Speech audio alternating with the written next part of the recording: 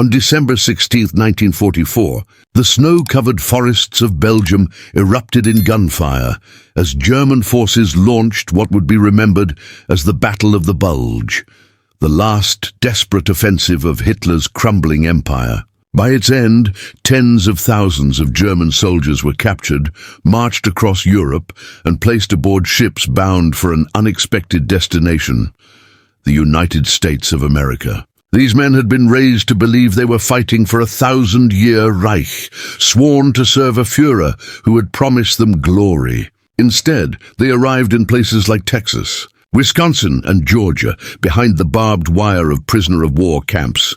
Thousands of miles from their homeland, what they found there was not the punishment of a conquering enemy, but something more complex: food, work, and for many, the first glimpses of a life without propaganda. In the vast openness of the American heartland, these prisoners discovered dignity, humanity, and for some, love. Against all odds, a few would leave the wire not as enemies of America, but as husbands, fathers, and citizens, forever tied to the very country that had once been their adversary. Their story is not one of battles won or lost, but of hearts changed. It is a story whispered in rural churches, told at kitchen tables, and kept alive in family albums where black and white photographs revealed German uniforms fading into American life. These were the POWs who came as captives of war, but stayed as husbands in a land they never imagined would become home. The winter of 1944 left Europe shattered, its fields scarred by craters, its villages burned to ash, its people starved and displaced. Across the Atlantic in America, the war was felt through ration books, gold stars in windows, and the distant voices of newsreels. But soon, the war itself arrived on American soil, not through bombs or invasion, but through human cargo. By the spring of 1945, as the Third Reich faltered, ships began docking in New York and Norfolk, carrying tens of thousands of German prisoners of war. Shackled not by chains, but by the inevitability of defeat, these men were herded onto trains that would carry them deep into the American interior. Their destinations were remote towns, farmlands, and hastily built barracks that stood behind barbed wire fences, guarded by soldiers who had once faced them across battlefields. To the locals, the arrival of these prisoners was both unnerving and surreal. Farmers in states like Texas, Nebraska, and Alabama awoke one morning to find that the men they had heard of only as faceless enemies were now laboring in their fields, cutting timber or working in canning factories. The Geneva Convention required that prisoners be fed, sheltered, and treated with basic dignity. And so, even in the midst of a world still burning, America extended a hand of structured fairness. Meals were adequate, shelter sturdy, medical care provided. For many German soldiers raised under Nazi propaganda that had painted Americans as cruel and barbaric, the shock was profound. They ate bread with real butter. They worked in fields alongside civilians who, while cautious, treated them with a civility that undermined years of indoctrination. And slowly, in quiet moments after work, when the sound of cicadas filled the southern evenings, or when snow blanketed the Midwest, something unexpected began to happen.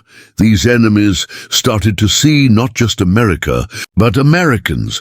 Many of the men were young, barely 20, some even teenagers, drafted into Hitler's army before they had tasted adulthood. Behind the wire, stripped of their uniforms and the rigid hierarchy of the Wehrmacht, they became simply men again. They wrote letters home in careful script describing not brutality, but baseball games, library visits, and the shock of Christmas packages from church groups who volunteered to send gifts to the camps. For some, the first seeds of doubt about the ideology that had sent them to war began to grow. Others clung to their pride, insisting they would never bow to the land of the enemy. Yet even those hardened by loyalty found themselves disarmed by simple gestures. A farmer's wife offering a jug of lemonade on a scorching day, children staring wide-eyed at the Germans who looked so ordinary, or a camp guard sharing a cigarette after a long shift. The work programs became the true bridge. With millions of American men overseas, there was a labor shortage, and POWs filled the gap. They harvested crops, repaired fences, and laid bricks. Their labor was not only essential to the wartime economy, it became their way of entering the rhythms of rural life. In Texas cotton fields, sunburnt prisoners sweated alongside black laborers, exchanging words in broken English. In Wisconsin, they worked in canneries, laughing at the unfamiliar machinery, tasting corn and beans as they passed along the line. In Alabama's pine forests, they hauled timber, inhaling the resin-rich scent of trees that would later frame homes across the South. Every day, they were seen not as abstract soldiers of Hitler, but as individuals. Karl, who could play the accordion, Joseph, who sketched portraits in charcoal, and who knew how to mend broken farm equipment. The enemy blurred into neighbor and sometimes into something more. It was in these daily interactions that the unimaginable began, friendships forming across the gulf of war. A farmer who had lost a son in France might find himself begrudgingly respecting the German boy repairing his barn. A mother might notice the politeness of the prisoner helping unload sacks of flour. Local teenagers, curious and bold, sometimes lingered by the fences to practice German or teach English, laughter rising as they stumbled over words. And in rare, daring moments, romance bloomed. For the young German men, starved of warmth and trapped in uncertainty, the kindness of an American girl could feel like a miracle. For the women, many of whom had never spoken to a foreigner, the prisoners carried a strange magnetism, men scarred by war, yet unexpectedly gentle when removed from its battlefield. The U.S. Army strictly forbade fraternization, and guards enforced rules with discipline. Yet human hearts are not bound by barbed wire. In towns across the Midwest and South, quiet encounters unfolded, letters passed, stolen glances, whispered conversations through fences. Some American women, their husbands lost in the war or far away on duty, found themselves confiding in these prisoners who listened with empathy born of their own losses. By the time the war ended in 1945, thousands of German POWs had experienced not hatred, but humanity in America.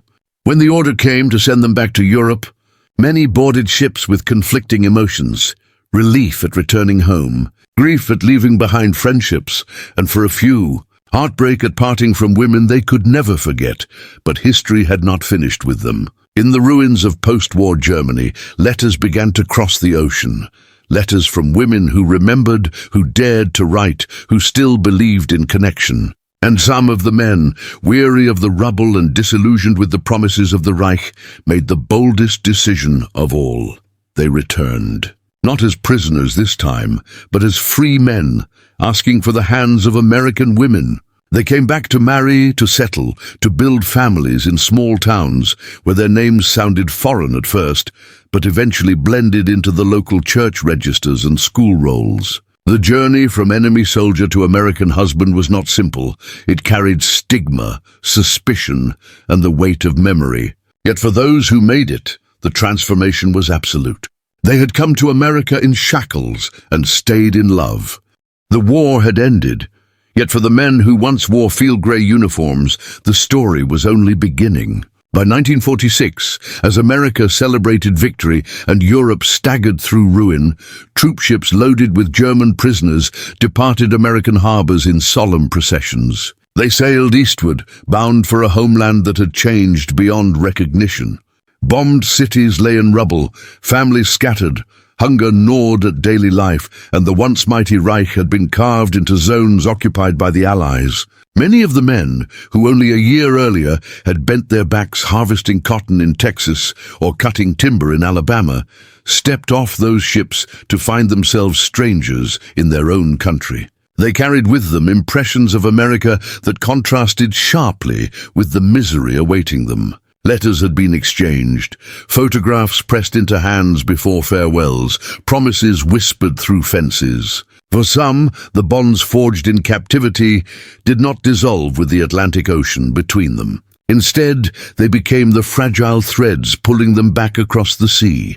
In villages across post-war Germany, these former soldiers found themselves torn between duty to their families and a yearning for the unexpected kindness they had known in America. Some returned to discover their parents dead, their homes destroyed, or their fiancés gone. Amid the desolation, memories of the American Midwest or South seemed surreal. Fields stretching wide, barns filled with grain, the taste of butter and coffee untainted by scarcity. It was not just the abundance that lingered, but the people, the farm wives who had quietly offered bread, the guards who had treated them with fairness, and most hauntingly, the women who had dared to smile at them when smiling could have been condemned as betrayal. These memories crystallized into something deeper. Letters began to travel back across the Atlantic, carried by Red Cross channels, church groups, and eventually civilian mail. Written in careful script, the German men confessed their longing and gratitude, while American women, in equally cautious words, described the loneliness of small towns and the hope of reunion. At first, these exchanges seemed impossible. The stigma of loving an enemy was heavy. Communities whispered, families bristled, and churches debated whether such unions could be blessed. Yet hearts, once awakened, refused to silence themselves. A handful of women scraped together money, navigated bureaucracies, and even traveled to Germany to see for themselves what life amid the ruins looked like. They found cities where children begged for food, where rubble stretched for blocks, where men carried scars both visible and hidden. And there, amid the devastation, they recognized the same kindness that had first drawn them in America, the humility of men stripped of war's bravado, the desire to build rather than destroy. Slowly, marriages began to take shape, some in German churches, others by proxy, and eventually, as immigration rules loosened in American courthouses, the voyage back across the Atlantic for those men was far different from the one they had taken as prisoners. Gone were the guarded holds of transport ships and the uncertainty of their fate. Now they traveled with visas and documentation, their futures tethered to women waiting in America. When they stepped again onto American soil, they carried not rifles but suitcases, not orders but promises. Their arrival was met with curiosity, sometimes with suspicion, but also with an undercurrent of respect. In towns across Texas, Wisconsin, Georgia, and Minnesota, communities slowly absorbed these former enemies into their fabric. Some changed their names to blend in more easily, while others clung to their heritage, introducing sauerkraut and German lullabies to households that once knew only apple pie and gospel hymns. Life was not without its trials. In the early years, some neighbors refused to speak to the women who had married Nazis, even though many of these men had never been devoted to Hitler's cause. Children of these unions often bore the burden of whispers in schoolyards, marked as different in communities that valued conformity. Yet over time, the stigma faded.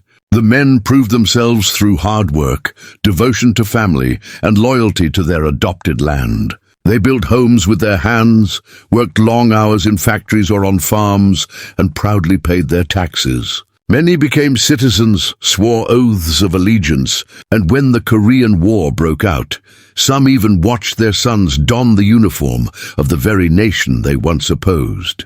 What made these unions endure was not simply romance, but resilience. To marry across enemy lines in the aftermath of global war was to stake a claim on the future, to declare that reconciliation was not only possible, but necessary.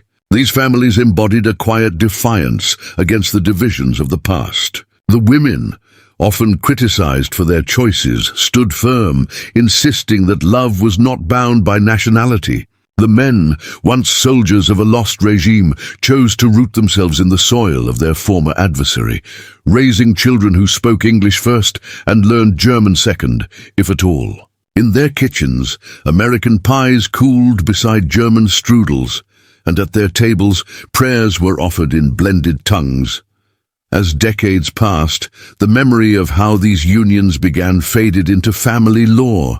Children and grandchildren sometimes discovered the truth only by accident, leafing through old letters or black and white photographs of men in unfamiliar uniforms. For many, it became a point of pride rather than shame that their family existed because, in the darkest years of the 20th century, two people defied expectation and chose each other. These marriages, once controversial, became part of the patchwork of America's immigrant story. A reminder that even in war, bridges could be built where only barbed wire once stood. And in quiet cemeteries across the country, gravestones now bear German names beside American ones, testaments to lives lived in peace that began in the shadow of conflict.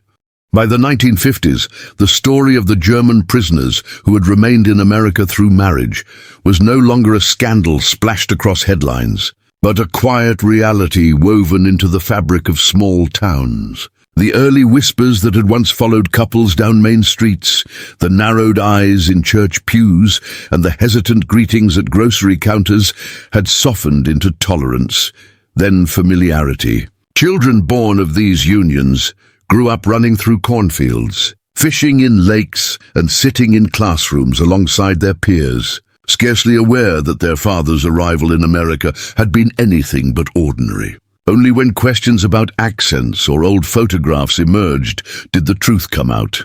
Their fathers had not come through Ellis Island with hopeful immigrant families, but through guarded ships carrying the vanquished enemies of the United States. It was a revelation that carried both weight and wonder, as the children grappled with the paradox of their existence, born of a war, yet nurtured in peace. The men themselves carried invisible burdens. Though many had chosen America with conviction, the shadows of their past lingered. Nightmares of artillery fire, of comrades lost in frozen forests, of hunger and captivity, sometimes surfaced in silence, never fully voiced. For some, guilt was heavier than memory.